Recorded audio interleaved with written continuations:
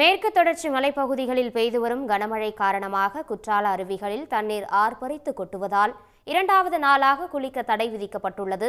இத்தொடர்பான முழு விவரங்களை எமது செய்தியாளர் தேவராஜ் வழங்க கேட்போம். தேவராஜ், இத்தொடர்பான முழு விவரங்கள். தேவராஜ், குற்றாலத்தில் மேற்கு தொடர்ச்சி மலைப்பகுதியில் பெய்து வரும் தொடர் மழை காரணமாக நேற்று முன்தினம் நள்ளிரவு முதல் வெள்ளப்பெருக்கு ஏற்பட்டது. இதனால் நேற்று அருவிகளில் குளிக்க யாருக்கும் அனுமதி அளிக்கப்படவில்லை.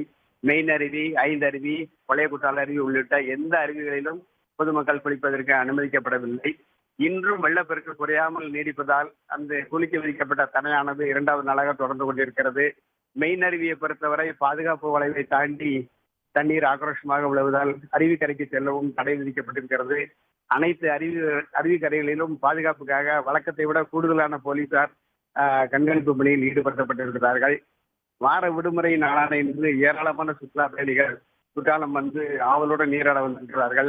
அவர்கள் குளிக்க விதிக்கப்பட்ட தடையால் பெருத்த ஏமாற்றம் அடைந்திருந்தாலும் ஆக்ரோஷமாக விழும் அருவியின் அழகை ரசித்தபடி சென்று கொண்டிருக்கிறார்கள். தகவல்களுக்கு நன்றி தேவராஜ். மதுரையிலேருந்து வந்தோம். வியாழக்கிழமை நைட்டு வந்தோம், குளிக்க விட்டாங்க. திரும்ப நைட்டு 1 மணிக்கு மேலே குளிக்க விடலை. நேற்று குளிக்க விடுவான்னு பார்த்தா நேற்றும் குளிக்க விடலை, இன்றைக்கும் குளிக்க விடலை. நாளைக்கு குளிக்க விடுவாங்கன்னு தெரியாது. மழை நல்லா பெஞ்சிக்கிட்டே இருக்குது. ஆனால் கொஞ்சம் வருத்தமாக தான் இருக்குது வந்துட்டு வேஸ்ட்டாக போகிறது. சென்னையிலேருந்து நாங்கள் வந்திருக்கோம். இங்கே தண்ணி அதிகமாக வர்றதுனால குளிக்க விட மாட்டேங்காங்க. எங்களுக்கு கொஞ்சம் கஷ்டமாக இருக்குது. ஆனால் கிளைமேட் எல்லாம் அழகாக இருக்குது. இயற்கையை ரசிக்கிறதுக்கு சூப்பராக இருக்குது. பட்டு குளிக்க முடியல, அதுதான் கொஞ்சம் கஷ்டமாக இருக்குது சார்.